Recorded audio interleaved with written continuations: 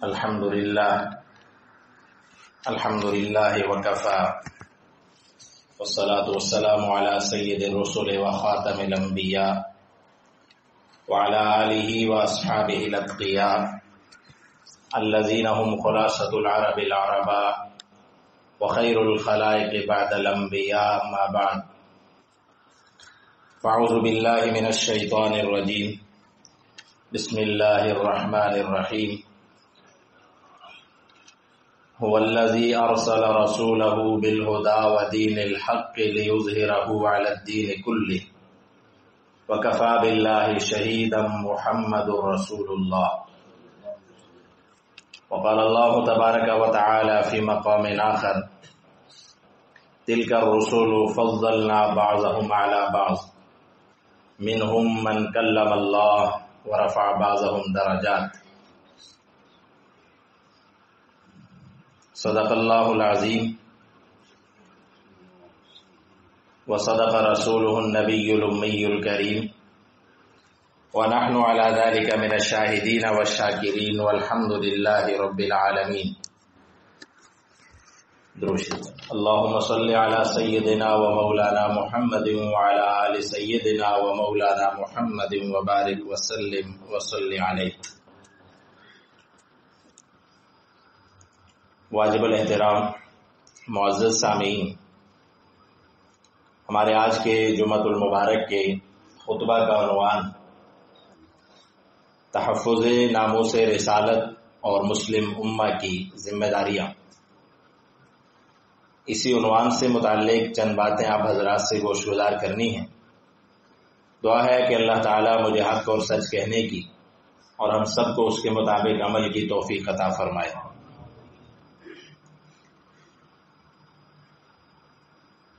اللہ رب العالمین نے انسانیت کی رہنمائی کے لیے جو سلسلے جاری فرمائے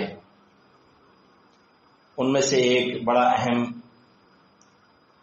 بڑا معزز اور بڑا باوقار سلسلہ وہ انبیاء کا سلسلہ ہے کہ اللہ رب العالمین اپنے بندوں میں سے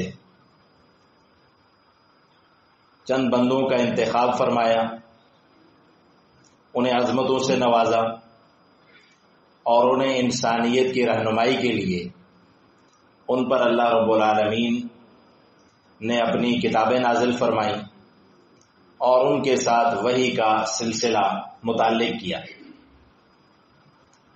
یہ عظیم ہستیاں انبیاء اور رسول کہلاتی ہیں اور تمام انسانوں میں سے اللہ تعالیٰ کے ہاں سب سے زیادہ برگزیدہ جو ہستیاں ہیں وہ انبیاء کی ہیں. سارے انبیاء اللہ تعالیٰ کے انتہائی محترم اور معزز انسان تھے اور حضرت آدم علیہ السلام سے یہ سلسلہ شروع فرمایا اور حضور نبی کریم صلی اللہ علیہ وسلم پر اس سلسلہ کو اختتام پذیر فرمایا. تمام ادیان میں خصوصاً الہامی اور آسمانی مذاہب کو ماننے والے ان کی کتابوں اور ان کی تعلیمات میں اس بات کو مد نظر رکھا گیا کہ ان تمام انبیاء پر ایمان بھی لایا جائے، ان کی حیثیات کو تسلیم کیا جائے اور ان کی عزت، توقیر اور احترام اسے برقرار رکھا جائے. خصوصاً اسلام میں اور شریعت محمدی میں اس بات کو اتنی اہمیت دی گئی کہ ایک مسلمان جب تک سارے رسولوں پر ایمان نہیں لائے گا تو اس کا ایمان مکمل ہی نہیں ہوتا. اور پھر اس زاویے سے بھی کہ اگر اس نے تمام انبیاء میں سے کسی بھی ایک اللہ کے پیغمبر کی خدا نخواستہ توہین کی، تنقیص کی،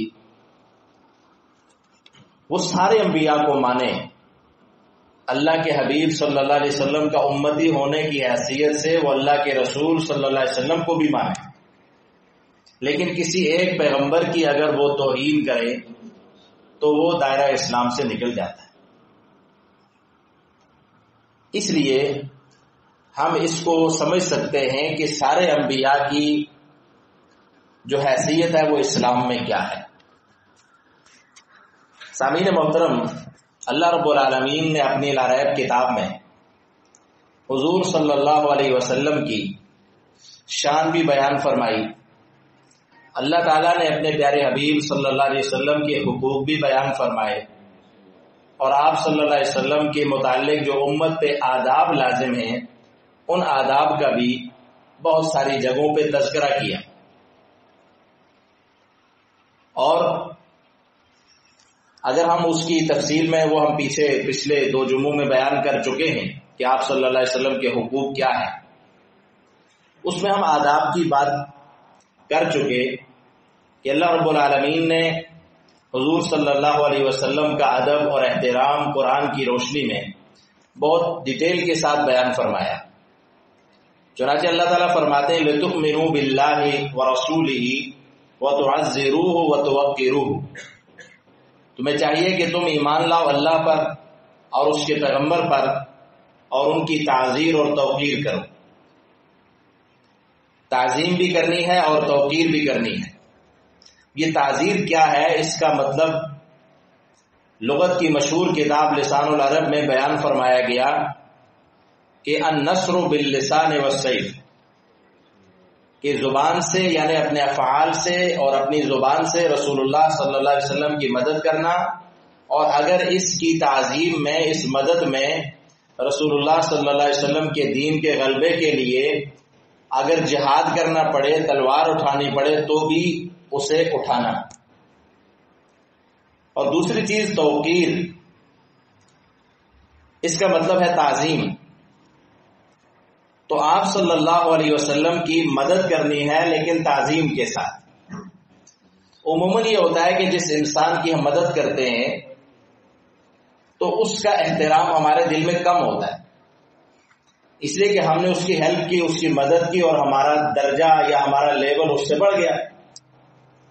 لیکن جب رسالت مآب صلی اللہ علیہ وسلم کی حقوق کی اور ادب کی بات آئی تو یہاں اللہ تعالیٰ نے فرمایا کہ اگر تم دین اسلام کی مدد کرو گے، اللہ کے نبی صلی اللہ علیہ وسلم کے دین کے مددگار بنو گے، تو تم نے یہ نہیں سمجھ لینا کہ تم بڑے ہو گئے، بلکہ اس ادب کے اس مدد کے بعد تم پر نبی کریم صلی اللہ علیہ وسلم کی تعظیم اور توقیر لازم ہے۔ لہذا یہاں پہ مدد کے بعد اللہ تعالیٰ نے توقیر کا لفظ لایا، وَتُوَقِّرُوهُ، کہ مدد بھی کرنی ہے اور ساتھ رسول اللہ صلی اللہ علیہ وسلم کی جو تعظیم اور عظمت ہے اسے بھی اپنے دلوں میں بٹھانا ہے۔ تم یہ سب کچھ کرنے کے بعد بھی چھوٹے ہو، اور اللہ کے حبیب صلی اللہ علیہ وسلم کا درجہ اور حق تمہارے اوپر بہت بڑا ہے۔ سیدنا صدیق اکبر رضی اللہ تعالیٰ عنہ تو دعا کرتے تھے کہ اللہ کے حبیب صلی اللہ علیہ وسلم کے حوالے سے کہ یا اللہ تو اپنے حبیب صلی اللہ علیہ وسلم کے دل میں یہ بات ڈال دے کہ وہ میرا مال اپنا سمجھ کے استعمال کرے، مجھے دینے کی بھی ضرورت نہ آئے، کہ میرا ہاتھ اوپر ہو اور حضور کا ہاتھ لیتے وقت نیچے آ جائے۔ تو یہ ہے ادب بھی، تعظیم بھی، مدد بھی اور توقیر بھی۔ اسی طرح اللہ رب العالمین نے فرمایا لا تقدموا بین یدی اللہ ورسولہ، اللہ اور اس کے رسول صلی اللہ علیہ وسلم سے آگے نہ بڑھو۔ تو اس کا مطلب بھی یہ ہے کہ کسی بھی معاملے میں، خواہ وہ عبادات کا ہو، وہ گفتگو کا ہو، وہ فیصلوں کا ہو، یا احکام و اوامر اور نواہی کا ہو، جب تک اللہ کے حبیب صلی اللہ علیہ وسلم کوئی فیصلہ نہ فرما دے اس وقت تک تم نے کوئی فیصلہ نہیں کرنا۔ عبادات میں بھی تم نے آپ صلی اللہ علیہ وسلم کی تقلید کرنی ہے، ان کے اسوہ کو اپنانا ہے۔ ایک شخص نے قربانی کی اور ابھی تک رسول اللہ صلی اللہ علیہ وسلم نے قربانی نہیں کی تھی، اس نے پہلے قربانی کر دی تو اسے حکم دیا گیا کہ اپنی قربانی کو دوبارہ کرو، کہ تم نے آپ صلی اللہ علیہ وسلم کے فیصلے سے پہلے یا حضور کے کام سے پہلے اور آپ کی جو ہے قربانی ذبح کرنے سے پہلے تم نے ایسا کیوں کیا؟ کچھ لوگوں نے رمضان المبارک کے روزے رکھے اور ابھی رمضان شروع نے پہلے سے روزے شروع کر دیے کہ جی ہم زیادہ، تو آپ صلی اللہ علیہ وسلم نے فرمایا کہ نہیں، جب رمضان شروع ہو اور میں روزے کا آغاز کروں تو تم نے بھی کرنا ہے۔ تو لا تقدموا بین یدی اللہ ورسولہ کا مفہوم بڑا وسیع ہے. اسی طرح اسی سورہ حجرات میں اللہ تعالیٰ نے فرمایا کہ آپ صلی اللہ علیہ وسلم کو پکارنے اور آواز دینے کے بھی آداب بیان فرمائے.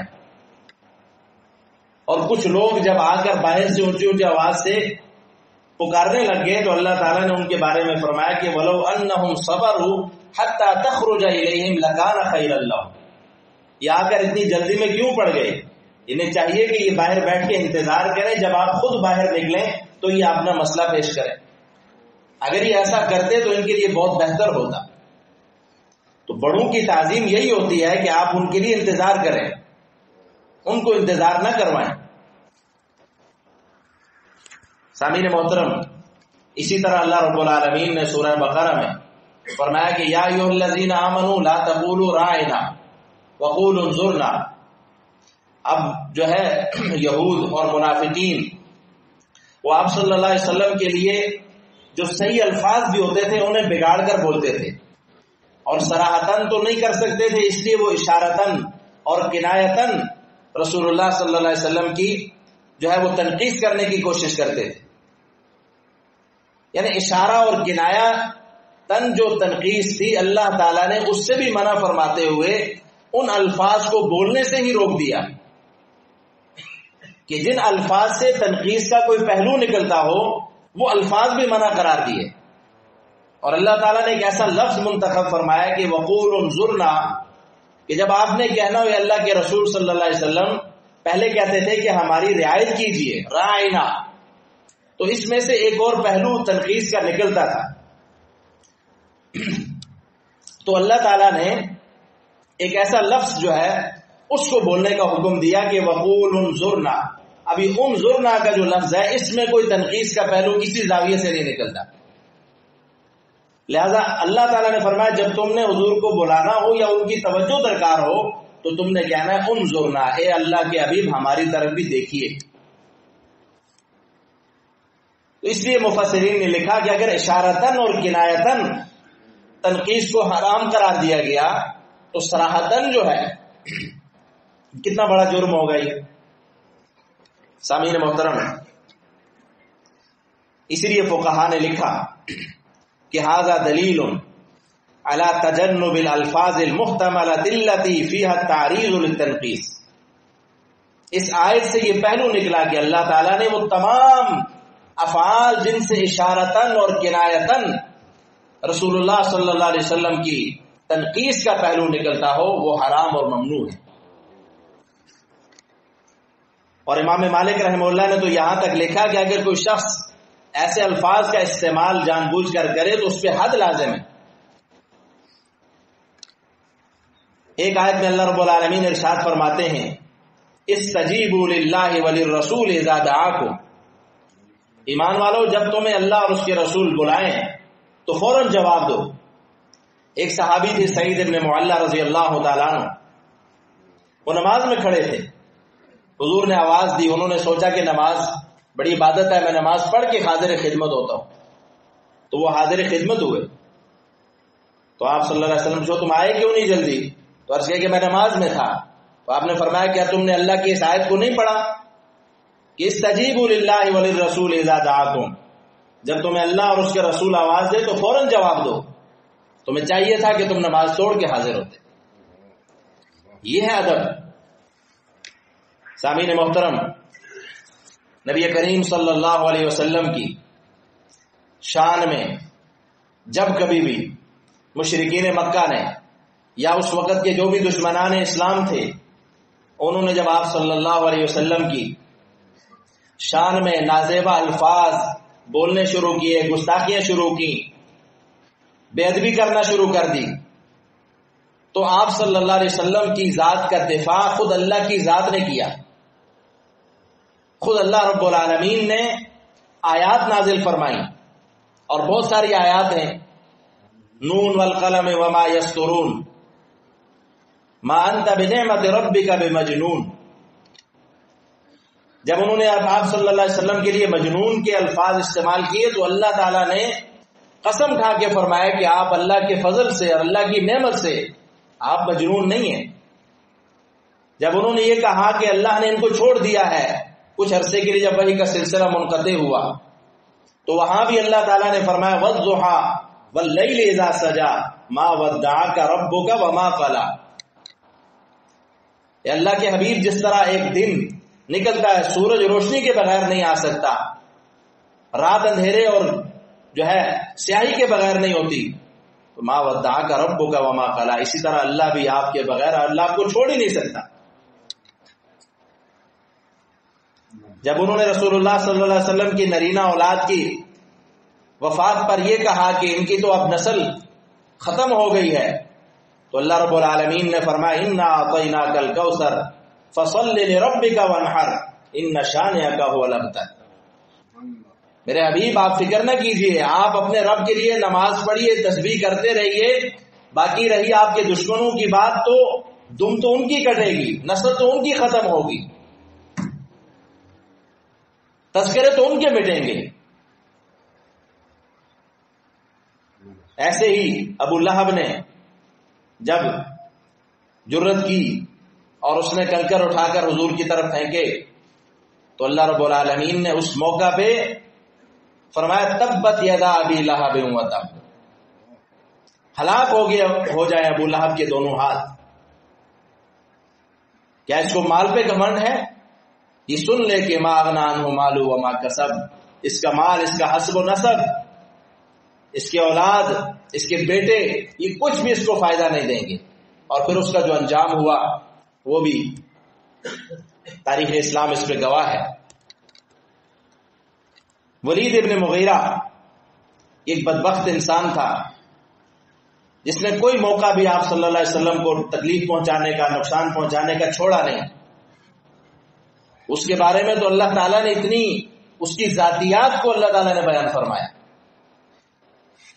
کہ میرے حبیب ولا تطع کل حلاف مہین، آپ ایسے کسی شخص کی جو بہت زیادہ قسمیں کھانے والا اور مہین مانا ذلیل قسم کا انسان، حماز نکتہ چینیاں کرنے والا، مشاء بنمیم چغلخوریوں کے لیے چلنے پھرنے والا، مناع للخیر خیر کے کاموں سے روکنے والا، اور مناع مبالغہ کا صیغہ استعمال کیا، ہر خیر کے کام میں روڑے اٹکانے والا، اور معتدل حد سے بڑھنے والا، اسیم گناہگار، عتل بد اصل، اور بعد ذالک زنیم اور بدکاریاں کرنے والا. کتنی باتیں اللہ نے ایک شخص کے بارے میں بیان فرمائی، کیونکہ معاملہ رسول اللہ صلی اللہ علیہ وسلم کے دفاع کا تھا. اس لیے یہ معاملہ کوئی سیدھا سادہ نہیں ہے امت مسلمہ کے لیے. اللہ کے حبیب صلی اللہ علیہ وسلم کی ذات کا، آپ کی حیثیات کا دفاع کرنا یہ اللہ کی سنت ہے. اصحاب رسول نے ہمیشہ دشمنوں سے جو ہے کہ جو مخالفت میں اور ان کے رسول اللہ صلی اللہ علیہ وسلم کے دفاع میں انہوں نے پھر آپ صلی اللہ علیہ وسلم کی تعظیم، توقیر، آداب میں کوئی کسر نہیں چھوڑی. انہوں نے بھی دنیا کو دکھایا کہ ہم آپ صلی اللہ علیہ وسلم سے محبت کرنے والے ہیں اور ہم بھی محبت کی انتہا کریں گے. ہم آپ صلی اللہ علیہ وسلم کے ادب اور تعظیم اور توقیر میں ایسی مثالیں قائم کر جائیں گے کہ دنیا حیران رہے گی. سامعین محترم، اور جب کبھی ایسا موقع آیا اصحاب رسول کے سامنے کسی نے گستاخی کی تو اصحاب رسول نے اسے کبھی معاف بھی نہیں کیا. اور آپ صلی اللہ علیہ وسلم کی موجودگی میں جب آپ کو ایسے ایسے واقعات جب آپ کو بتائے گئے تو آپ صلی اللہ علیہ وسلم نے فرمایا کہ جو بھی رسول اللہ صلی اللہ علیہ وسلم کی، اللہ کے رسول کی اور میری گستاخی کرے تو اس کا خون جو ہے وہ حدر ہے، معاف ہے اس کا خون. اس لیے کہ اس نے یہ جرت کیسے کی. ایسا بے شمار واقعات ہیں. ایک نابینا صحابی تھے، انہوں نے اپنی لونڈی ام ولادہ کو جب انہوں نے گستاخی کی تو ان کا سر قلم کر دیا. اور حضرت فاروق اعظم رضی اللہ تعالیٰ عنہ کے سامنے جب ایک منافق نے حضور کا فیصلہ ماننے پہ کچھ شش و پنج کا مظاہرہ کیا، کہنے لگا کہ یہ تو ناانصافی ہے، آپ انصاف کر دیجئے، اللہ کے رسول نے میرے ساتھ انصاف نہیں کیا. تو حضرت عمر نے فرمایا کہ ٹھہرو، میں تمہارے ساتھ انصاف کرتا ہوں، یہیں رکو. اور تلوار لا کر اس کا سر قلم کر کے فرمایا جسے اللہ کے رسول کا فیصلہ منظور نہیں ہے اس کا فیصلہ پھر عمر کی تلوار کرے گی. فلا وربک لا یؤمنون حتی یحکموک فیما شجر بینہم. اللہ فرماتے ہیں کہ اے میرے حبیب تیرے رب کی قسم یہ اس وقت تک مومن نہیں ہو سکتے جب تک کہ یہ اپنے فیصلوں میں آپ کو جج نہ تسلیم کر لیں، اور پھر جو فیصلہ آپ فرمائیں اس فیصلے پہ یہ تسلی اور اطمینان اور یقین نہ کر لیں. فتح مکہ کے موقع پہ آپ صلی اللہ علیہ وسلم نے عام معافی کا اعلان کیا، عام معافی دی، لیکن چند ایسے لوگ تھے جن کے بارے میں اللہ کے حبیب صلی اللہ علیہ وسلم نے فرمایا کہ وہ مباح الدم ہے، یعنی ان کا خون معاف ہے، انہیں نہیں چھوڑا جائے گا. اور ان میں سے ایک شخص تھا عبداللہ ابن خطل، اس کے بارے میں کہتے ہیں کہ یہ تو غلاف کعبہ کے پیچھے جا کر چھپ گیا کہ مجھے معافی مل جائے گی. تو آپ صلی اللہ علیہ وسلم فرمایا اس کو وہاں سے نکال کے لایا جائے اور اسے قتل کیا جائے، اس لیے کہ غلاف کعبہ جو ہے وہ کسی مجرم کو پناہ نہیں دیتا. حالانکہ بہت سارے لوگوں کو معافیاں دی گئی. ابو سفیان جو بعد میں حضرت ابو سفیان رضی اللہ تعالیٰ عنہ بن گئے، اللہ کے حبیب صلی اللہ علیہ وسلم نے فرمایا ان کے گھر میں بھی جو داخل ہو جائے اس کو بھی امن ہے. حالانکہ وہ فرنٹ لائن کے دشمن تھے، موقف سے مخالفت کرتے تھے لیکن گستاخی نہیں کرتے تھے. سامعین محترم، نبی کریم صلی اللہ علیہ وسلم رحمت للعالمین، اللہ نے آپ کو رحمت للعالمین بنا کے بھیجا. پھر ایک ذہن میں سوال آتا ہے کہ پھر کیوں آپ کے دشمنوں کو ایسے، آپ کی گستاخیاں کرنے والوں کو معاف کیوں نہ کر دیا جائے، انہیں کیوں قتل کیا جائے؟ تو دیکھیں ایک بات تو یہ ہے، جیسے میں نے شروع میں عرض کیا، سارے انبیاء جو اللہ کے سفیر ہیں، یہ اللہ کے سفیر ہیں، اور آپ جانتے ہیں کہ پوری دنیا میں سفیروں کا احترام مسلم ہے. اگر کسی ملک کے سفیر کے ساتھ جو ہے کوئی زیادتی ہو جائے، کوئی معاملہ اس کے ساتھ، اس کو وہ پروٹوکول نہ دیا جائے یا اس کو ویلیو نہ دی جائے یا اس کو قتل کر دیا جائے تو پھر کیا ہوتا ہے؟ جنگ چھڑ جاتی ہے. انبیاء بھی اللہ کے سفیر ہیں. ہاں، آپ صلی اللہ علیہ وسلم اپنی موجودگی میں جب آپ تھے، آپ کسی اپنے دشمن کو معاف کر دیں، آپ کو اختیار تو اللہ تعالیٰ نے دیا تھا، لیکن امت کے حوالے سے یہ اختیار کسی کو نہیں ہے کہ وہ اس کو برداشت کرتا رہے. جیسا کہ صحابہ تھے، امتی تھے، انہوں نے اس معاملے پہ ایکشن لیا. حضرت صدیق اکبر رضی اللہ تعالیٰ عنہ کے والد مسلمان نہیں ہوئے تھے بھی، انہوں نے آپ صلی اللہ علیہ وسلم کے سامنے، آپ صلی اللہ علیہ وسلم کی گستاخی کی حضرت ابوبکر کے سامنے، تو انہوں نے اپنے والد کو معاف نہیں کیا اور ان کو جو ہے تھپڑ رسید کر دیا تھا. آپ نے پوچھا کہ ابوبکر تم نے اپنے والد کے ساتھ؟ فرمایا کہ یا رسول اللہ، آپ کے والدوں اور میرے سامنے، میرے والدوں اور آپ کی گستاخی کرے سامنے میرے، اور میں برداشت کر جاؤں، میری محبت یہ گوارا نہیں کرتی. تو اس لیے آپ صلی اللہ علیہ وسلم رحمت للعالمین ہیں. جب آپ سارے جہانوں کے لیے رحمت بن گیا ہے تو پھر آپ کا اگر احترام کوئی انسان نہ کرے تو احترام کس کا کرے گا؟ سامعین محترم، پھر اگلی بات یہ کہ جو حدود اللہ ہیں، اللہ کی حدود کا نفاذ، یہ بذات خود ایک رحمت ہے. اس لیے کہ جب آپ اللہ کی حدود کو نافذ کریں گے اور اس طرح کے جرائم کے مرتکبین کو آپ سزا دیں گے تو آپ تمام مقدس ہستیوں کے تحفظ، ناموس کے تحفظ کریں گے. اسلام صرف یہ نہیں کہتا کہ کوئی رسول اللہ صلی اللہ علیہ وسلم کی گستاخی کرے تو اس کو قتل کرنا یا اس کی سزا یہ ہے. اللہ تعالیٰ تو فرماتے ہیں وَلَا تَسُبُّوا الَّذِينَ يَدْعُونَ مِن دُونِ اللَّهِ فَيَسُبُّوا اللَّهَ عَدْوًا بِغَيْرِ عِلْمٍ. تم مشرکوں کے معبودوں کی بھی توہین نہ کرو، تم ان کے جھوٹے معبودوں کی توہین کرو گے، وہ تمہارے سچے خدا کی توہین کریں گے. تو اگر ہم کسی بدھسٹ کے جو ہے، ہم کسی اس کے مذہب کے پیشواؤں کی یا ہندوازم کے پیشواؤں کی توہین کریں گے تو ہمیں اس بات کی اجازت نہیں ہے. چاہے کہ انبیاء اور اللہ تعالیٰ کی مقدس ہستیاں، ہمیں اس بات سے سختی کے ساتھ منع کیا گیا. سارے انبیاء کا احترام ہمارے ایمان کا حصہ ہے. اس کے باوجود بھی اگر کوئی یہ کہے کہ مسلمان عدم برداشت کا مظاہرہ کرتے ہیں تو یہ بات حقیقت کے خلاف ہے. مسلمان تو یہ کہتے ہیں کہ ساری دنیا پہ ورلڈ لیول پہ یہ قانون عالمی عدالتوں سے منظور کروایا جائے کہ آزادی اظہار رائے کا مطلب یہ نہیں ہونا چاہیے کہ آپ کسی بھی، آپ دیکھیں فرانس کے جو ہے سرکاری سطح پہ رسول اللہ صلی اللہ علیہ وسلم کی توہین کرنے والے اس شخص کی، جب اس بندے نے جس نے آپ صلی اللہ علیہ وسلم کی توہین کی، اسی نے جب فرانس کے صدر کی توہین کی تو اسے سزا دی گئی، لیکن اسی شخص نے جب رسول اللہ صلی اللہ علیہ وسلم کی توہین کی تو اس کا دفاع کیا گیا۔ خود امریکہ کی عدالت جو ہے، ان کی سپریم کورٹ نے یہ فیصلہ دیا کہ آزادی مذہب کے نام پر اگر کوئی توہین مسیح علیہ السلام کرے گا تو اس کی اجازت نہیں دی جا سکتی، اس لیے کہ اس سے کروڑوں مسیحوں کے جذبات مجروح ہوں گے۔